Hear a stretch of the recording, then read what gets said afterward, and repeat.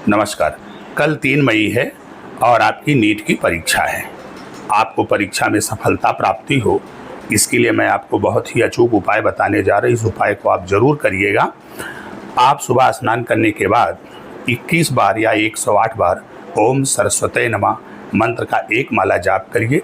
फिर किसी मंदिर में जाकर के 7 छोटी इलायची का दान कर दीजिए और मीठा और दही ज़रूर सेवन करिएगा। माँ का आशीर्वाद लीजिएगा और साथ ही जब आप परीक्षा हॉल में पहुँचते हैं तो दाहिना पैर आगे रखिएगा और बहुत गहरी 7 बार लंबी सांसें लीजिएगा और मुंह में एक छोटी इलायची अवश्य रखिएगा। इतना आप करेंगे तो निश्चित रूप से परीक्षा आपकी अच्छी जाएगी। जो प्रश्न आप याद किए हैं वो भूलेंगे नहीं, घबराहट नहीं होगी और बड़े अच्छे से पेपर हल करके आएंगे।